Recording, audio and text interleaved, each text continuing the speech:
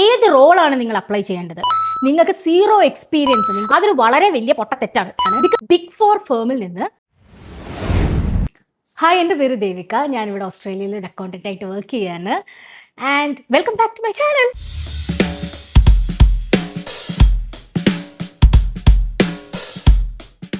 So എല്ലാവരും എന്നോട് ചോദിക്കുന്ന ഒരു കാര്യമാണ്, ഞാൻ മാസ്റ്റേഴ്സ് കംപ്ലീറ്റ് ചെയ്ത ഉടനെ, അതായത് ഇൻ്റർനാഷണൽ സ്റ്റുഡൻ്റ് ആയിട്ട് ഇവിടെ വന്ന് സ്റ്റുഡൻറ്റ് വിസയിൽ നിൽക്കുമ്പോൾ തന്നെ, മാസ്റ്റേഴ്സ് ഫിനിഷ് ചെയ്യുന്നതിന് മുമ്പ് തന്നെ എനിക്ക് എങ്ങനെയാണ് ബിഗ് ഫോർ ഫേമിൽ നിന്ന് ജോബ് ഓഫർ കിട്ടിയത്. സോ ഈ വീഡിയോയിൽ ഞാൻ പറയുന്നത്, നിങ്ങൾക്ക് ബിഗ് ഫോർ ഒക്കെ പോലെയുള്ള ബിഗ് കോർപ്പറേറ്റ് കമ്പനീസിൽ, അതായത് MNCകളിൽ നിങ്ങൾക്ക് സീറോ എക്സ്പീരിയൻസ്, നിങ്ങൾക്ക് ഒരു എക്സ്പീരിയൻസും ഇല്ലാതെ എങ്ങനെ കയറാം എന്നുള്ളതാണ് ഈ വീഡിയോയിൽ പറയുന്നത്. അപ്പൊ താല്പര്യമുള്ളവർ മാത്രം കണ്ടാൽ മതി. ഇതറിയാൻ താല്പര്യമില്ലാത്തവർ ഇപ്പൊ തന്നെ സ്കിപ്പ് അടിച്ച് പൊക്കോട്ടോ. അപ്പൊ ഫസ്റ്റ്, ഏറ്റവും ആദ്യത്തെ കാര്യം, ഏത് റോളാണ് നിങ്ങൾ അപ്ലൈ ചെയ്യേണ്ടത്? ഇപ്പം നിങ്ങൾ ബിഗ് ഫോർ കമ്പനീസ് ഒക്കെ നോക്കിക്കഴിഞ്ഞാൽ അവിടെ ഒരുപാട് റോളുകളുണ്ട്. പിന്നെ ചിലവരുടെ വിചാരമാണ് ഈ മാനേജ്മെന്റ്, അക്കൗണ്ടിങ്, ബിസിനസ് ഇതൊക്കെ പഠിച്ചവർക്ക് മാത്രമേ ഈ ബിഗ് ഫോറുകളിൽ വർക്ക് ചെയ്യാൻ പറ്റുള്ളൂ എന്ന്. അതൊരു വളരെ വലിയ പൊട്ടത്തെറ്റാണ്. ബിക്കോസ് ഈ ബിഗ് ഫോറുകൾക്കൊക്കെ എന്ന് പറഞ്ഞാൽ ഒരുപാട് ടീമുകളും ഒരുപാട് സർവീസ് ലൈനുകളും ഒക്കെ ഉണ്ട്. അപ്പം ഫോർ എക്സാമ്പിൾ, ഈ സസ്റ്റൈനബിലിറ്റി എന്നൊക്കെ പറഞ്ഞ ടീമുകളുണ്ട്. ഈ എൻവയോൺമെന്റൽ എഞ്ചിനീയറിംഗ് ഒക്കെ പഠിച്ചവർക്ക് അതിനകത്ത് കയറാൻ പറ്റും. പിന്നെ IT പഠിച്ചവർക്ക് ഇവരുടെ സോഫ്റ്റ്വെയർ ടീമിൽ കയറാൻ പറ്റും, IT ടീമിൽ കയറാൻ പറ്റും. കാരണം ഇവരെ പോലുള്ള ബിഗ് ഫോറുകൾ എന്ന് പറഞ്ഞാൽ ഇവർ ഉപയോഗിക്കുന്ന സോഫ്റ്റ്വെയർസ് എല്ലാ കാര്യങ്ങളും അവർ സ്വയം ഡെവലപ്പ് ചെയ്യുന്നതാണ്. അപ്പോൾ അതുകൊണ്ട് തന്നെ നിങ്ങൾക്ക് അവരുടെ IT ടീമിലും ഒക്കെ വർക്ക് ചെയ്യാൻ പറ്റും. സോ ഇതൊരു അക്കൗണ്ടൻസ് അല്ലെങ്കിൽ ബിസിനസ് മാനേജ്മെന്റ് പഠിച്ചവർക്ക് മാത്രമല്ല, ഏത് ഫീൽഡ് പഠിച്ചവർക്കും നിങ്ങൾക്ക് ഇതിൽ ജോയിൻ ചെയ്യാൻ പറ്റും. ഇനി ഏത് റോൾ അപ്ലൈ ചെയ്യണം? സോ ഞാൻ ആദ്യം പറയുക, എക്സ്പീരിയൻസ്ഡ് ആയിട്ടുള്ളവർക്കാണെങ്കിൽ നിങ്ങൾക്ക് എന്താ പറയുക, ഡയറക്റ്റ് ഇപ്പോൾ ലിങ്ക്ഡിൻ ഒക്കെ ത്രൂ റോൾ അപ്ലൈ ചെയ്യുക, റെസ്യൂമെ വെക്കുക, നിങ്ങൾക്ക് ഡയറക്റ്റ് പേഴ്സണൽ ഇൻ്റർവ്യൂ ആയിരിക്കും. So that's an entirely different process. അതങ്ങനെ അങ്ങ് പോകും. അതായത് സാധാ റെസ്യൂമെ വെക്കുന്നു, ഇൻ്റർവ്യൂവിന് വിളിക്കുന്നു, ഇൻ്റർവ്യൂ അറ്റൻഡ് ചെയ്യുന്നു, നിങ്ങൾ കയറുന്നു. It's based on your experience. ഞാൻ പറയുന്നത്, ഇവിടെ ഇൻ്റർനാഷണൽ സ്റ്റുഡൻസ് ആയിട്ട് വന്ന് പഠിച്ചുകൊണ്ടിരിക്കുന്നവർ, നിങ്ങൾക്കെന്ന് പറയുന്നത് സീറോ എക്സ്പീരിയൻസ് ആണ്. അപ്പോൾ സീറോ എക്സ്പീരിയൻസ് വെച്ച് നിങ്ങൾക്ക് എങ്ങനെ കയറി പറ്റാം എന്നുള്ളതാണ് ഞാൻ ഈ പറയുന്നത്. സോ അപ്പോൾ നിങ്ങൾക്ക് അപ്ലൈ ചെയ്യാൻ പറ്റിയ റോൾ ഏതാണെന്നുള്ളതാണ് ആദ്യം നമ്മൾ ചിന്തിക്കേണ്ടത്. ഇവിടെ ഒരുപാട് ഗ്രാജുവേറ്റ് പൊസിഷൻസ് ഉണ്ട്. അപ്പോൾ ഗ്രാജുവേറ്റ് പൊസിഷൻസ് എന്ന് പറയുന്നത് അവർ ഫോക്കസ് ചെയ്യുന്നത് തന്നെ ഇപ്പം പഠിച്ചുകൊണ്ടിരിക്കുന്നവർ അല്ലെങ്കിൽ റീസെൻ്റ് ആയിട്ട് ഗ്രാജുവേറ്റ് ആയവർ, ഇവർക്കുള്ളതാണ് ഈ ഗ്രാജുവേറ്റ് പൊസിഷൻസ് എന്ന് പറയുന്നത്. അതുകൊണ്ട് തന്നെ അതിന് എക്സ്പീരിയൻസ് ഒന്നും വേണ്ട നിങ്ങൾക്ക് അപ്ലൈ ചെയ്യാൻ വേണ്ടിയിട്ട്. ഇനി നിങ്ങൾ എപ്പോൾ അപ്ലൈ ചെയ്യണം? കോഴ്സ് കംപ്ലീറ്റ് ആവാനായിട്ട് ഒരിക്കലും വെയിറ്റ് ചെയ്യരുത്. ബിക്കോസ് എൻ്റെ കോഴ്സ് കംപ്ലീറ്റ് ആയത് ജൂൺ 2024 പക്ഷേ എനിക്ക് ബിഗ് ഫോറിൽ നിന്ന് ഓഫർ വന്നത് എന്നാ മെയ് 2024. ആൻഡ് എൻ്റെ റിക്രൂട്ട്മെൻറ്റ് പ്രോസസ്സ് ജാൻ 2024 സ്റ്റാർട്ട് ചെയ്തതാണ്. അതായത് ഞാൻ ജോലിക്ക് അപ്ലൈ ചെയ്തത് 2023 ഡിസംബറിൽ അപ്ലൈ ചെയ്ത ജോലിയാണ്. സോ നിങ്ങൾ ഫൈനൽ ഇയർ പഠിക്കുമ്പോൾ മുതൽ തന്നെ ജോലിക്ക് അപ്ലൈ ചെയ്യാൻ സ്റ്റാർട്ട് ചെയ്യുക. ആൻഡ് ഇങ്ങനെയുള്ള ബിഗ് ഫോറുകൾക്കൊക്കെ എന്ന് പറഞ്ഞാൽ ഈ സീക്കിലും ലിങ്ക്ഡിനിലും ഒന്നും അല്ല നിങ്ങൾ മെയിനായിട്ടും പോയി അപ്ലൈ ചെയ്യേണ്ടത്. പകരം അവരുടെ വെബ്സൈറ്റുകളിൽ ചെന്ന് അപ്ലൈ ചെയ്യുക. അവർക്ക് സ്റ്റുഡൻറ്റ് കരിയേഴ്സ് എന്നൊക്കെ പറഞ്ഞിട്ട് ഒരു സംഭവം കാണും. അതിനകത്ത് അവർ മറ്റേ under grad programs, graduate programs, ഇങ്ങനെയുള്ള സംഭവങ്ങളൊക്കെ അതിനകത്ത് അവരിടും. അപ്പോൾ അതിലെല്ലാം ഗ്രാജുവേറ്റ് പ്രോഗ്രാംസ് ഉണ്ട്. അവർക്ക് ചിലത് വർഷത്തിൽ ഒരിക്കൽ ഇൻടേക്കാണ്, ചില ഫേംസ് വർഷത്തിൽ 2-3 ഇൻടേക്ക് ചെയ്യുന്നവരുണ്ട്. കാരണം അവർക്ക് എപ്പോഴും എംപ്ലോയീസിനെ വേണം.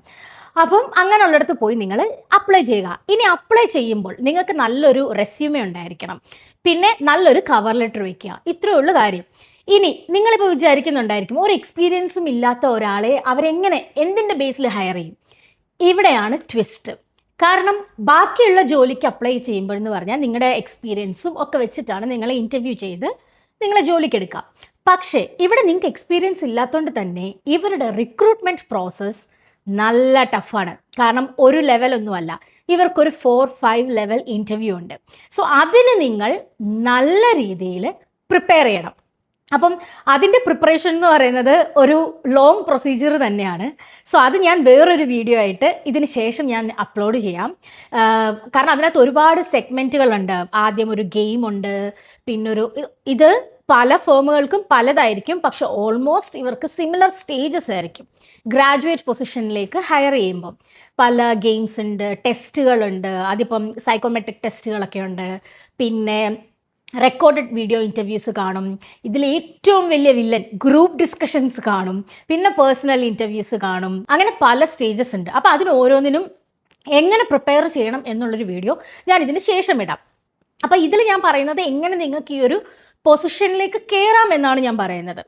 അപ്പം അതിനുള്ള ഒരു ഓപ്ഷനാണ് നിങ്ങൾ വെബ്സൈറ്റുകളിൽ ചെന്നിട്ട് എപ്പോഴും നിങ്ങൾ അപ്ഡേറ്റഡ് ആയിരിക്കണം. ഓരോ വെബ്സൈറ്റുകളിലും ചെന്നിട്ട് എന്തെങ്കിലും അവർ പുതിയ പൊസിഷൻസ് ഓപ്പൺ ആക്കിയിട്ടുണ്ടോ എന്നുള്ളത് എപ്പോഴും നോക്കിക്കൊണ്ടിരിക്കുക. ഇനി അതല്ലാതെ വേറൊരു ഓപ്ഷനാണ് ഗ്രാഡ് കണക്ഷൻ എന്നും പറഞ്ഞൊരു വെബ്സൈറ്റ് ഉണ്ട്. പക്ഷേ എനിക്ക് തോന്നുന്നു, ഞാൻ അപ്ലൈ ചെയ്യുമ്പോൾ അത് ഗ്രാഡ് കണക്ഷൻ ആയിരുന്നു.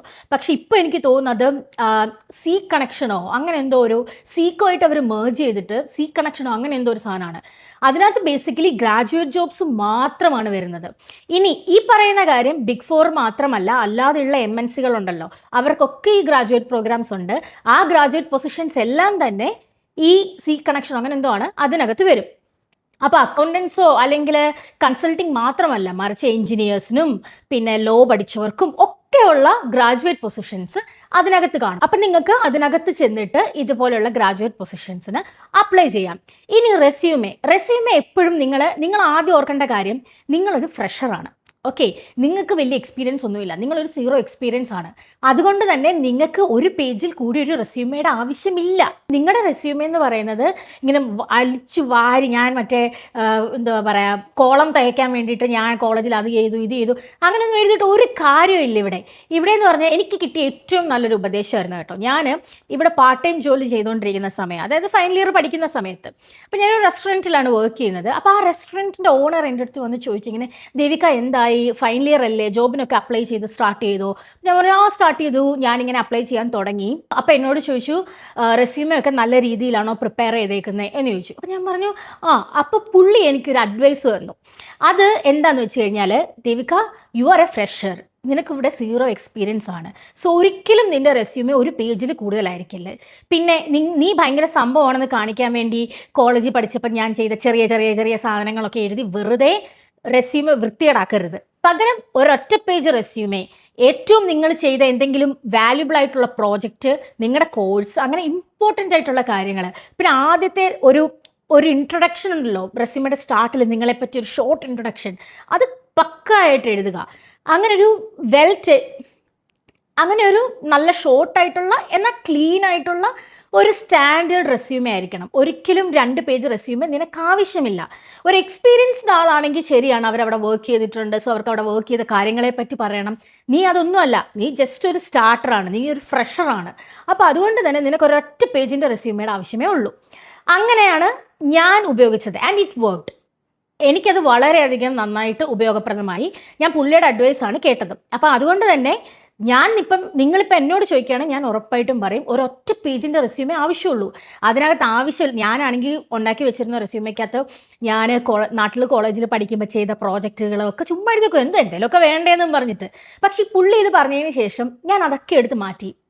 ഞാനാകെ ഫൈനൽ ഇയർ ചെയ്തിട്ടുള്ളൊരു മെയിൻ പ്രോജക്റ്റ് ഉണ്ടായിരുന്നു, അത് മാത്രം ഞാൻ അതിനകത്ത് വെച്ചു. അല്ലാണ്ട് ഞാൻ എൻ്റെ ക്ലിയർ ആയിട്ടുള്ള എക്സ്പീരിയൻസ് മാത്രമേ വെച്ചിട്ടുള്ളൂ. ചുമ്മാ ഇല്ലാത്ത ഒന്നും വെക്കേണ്ട ഒരു ആവശ്യവുമില്ല. ബിക്കോസ് അവരൊരു ഫ്രഷറെ ആണ് നോക്കുന്നത്. ഇനി വേറൊരു കാര്യം, ഇവിടെ ഇൻ്റർവ്യൂവിന് പോയി കഴിയുമ്പം റെസ്യൂമെ വെച്ചിട്ടായിരിക്കും, ഞാനത് പേഴ്സണൽ ഇൻ്റർവ്യൂവിൻ്റെ വരുമ്പോഴത്തേക്ക് ഞാനത് കൂടുതൽ എക്സ്പ്ലെയിൻ ചെയ്ത് പറയാം. അപ്പോൾ അതുകൊണ്ട് തന്നെ ഇല്ലാത്തതൊന്നും എടുത്ത് വെച്ച് കുളമാക്കാതെ, നിങ്ങളിപ്പോൾ പാർട്ട് ടൈം ജോബിനൊക്കെ പോകുമ്പം ശരിയാണ്, ഇല്ലാത്ത എക്സ്പീരിയൻസ് ഒക്കെ ചുമ്മാ വെച്ച് അപ്ലൈ ചെയ്യുന്നവരൊക്കെ ഉണ്ട്, ദാറ്റ്സ് ഓക്കെ. പക്ഷേ ഇതുപോലുള്ള പ്രൊഫഷണൽ ജോബ് നിങ്ങൾ ഓർക്കണം, നിങ്ങൾ ലോകത്തിലെ തന്നെ ടോപ്പ് കമ്പനീസിലാണ് അപ്ലൈ ചെയ്യുന്നത്. അവിടെ ചുമ്മാ നിങ്ങൾക്ക് വായി തോന്നുന്ന ഒന്നും എടുത്ത് റെസ്യൂമേൽ വെക്കരുത്. അപ്പം അങ്ങനെ ഒരു പ്രോപ്പറായിട്ടുള്ള റെസ്യൂമെ നിങ്ങൾ ഉണ്ടാക്കിയിരിക്കണം. അല്ലാതെ റെസ്യൂമെ എന്ന് പറയുന്നത് ഒരു വലിയ ഫാക്ടർ തന്നെയാണ്. പിന്നെ കഴിവതും ഈ ഫോട്ടോ, ഡേറ്റ് ഓഫ് ബർത്ത്, ഇങ്ങനെയുള്ള കാര്യങ്ങളൊന്നും റെസ്യൂമേൽ വെക്കരുത്. അപ്പം എന്നോട് പലരും ചോദിക്കാറുണ്ട്, സീക്കിലാണോ അപ്ലൈ ചെയ്തത്, അതോ ലിങ്ക്ഡിനിലാണോ അപ്ലൈ ചെയ്തത്, അതോ ഇൻഡീഡിലാണോ അപ്ലൈ ചെയ്തത്? അല്ല, ഇതിലൊന്നും അല്ല ഞാൻ അപ്ലൈ ചെയ്തത്. ഞാൻ എല്ലാം കമ്പനികളുടെ സൈറ്റിൽ നേരിട്ട് ചെന്നാണ് അപ്ലൈ ചെയ്തത്. ആൻഡ് ഓൾസോ ഈ സി കണക്ഷൻ, ഞാൻ പഠിക്കുമ്പോൾ ഗ്രാഡ് കണക്ഷൻ ആയിരുന്നു, ഇപ്പം എനിക്ക് തോന്നുന്നത് സി കണക്ഷനാണ്. അതിനകത്ത് കയറി ഗ്രാജുവേറ്റ് പൊസിഷൻസ് മാത്രമേ അതിനകത്തുള്ളൂ. അതിനകത്ത് കയറി ഗ്രാജുവേറ്റ് പൊസിഷൻസ് അപ്ലൈ ചെയ്തിട്ടുണ്ട്. അങ്ങനെയാണ് എനിക്ക് എന്താ പറയുക, റിക്രൂട്ട്മെൻറ്റ് പ്രോസസ്സിലേക്ക് ഞാൻ സെലക്ട് ആയത്. റിക്രൂട്ട്മെൻറ്റ് പ്രോസസ്സിലേക്ക് സെലക്ട് ആയി എന്ന് പറഞ്ഞിട്ട് ഒരു കാര്യമില്ല, ഒരുപാട് ലെവൽസ് ഉണ്ട് ഗ്രാജുവേറ്റ് പൊസിഷനിലേക്ക് കയറാൻ വേണ്ടിയിട്ട്. അതിൻ്റെ കംപ്ലീറ്റ് റിക്രൂട്ട്മെൻറ്റ് പ്രോസസ്സ് എങ്ങനെയാണെന്നുള്ളത് ഞാൻ അടുത്ത വീഡിയോയിൽ പറയാം. ഓക്കെ, അപ്പം അടുത്ത വീഡിയോയിൽ കാണുന്നത് വരെ ബൈ ബൈ.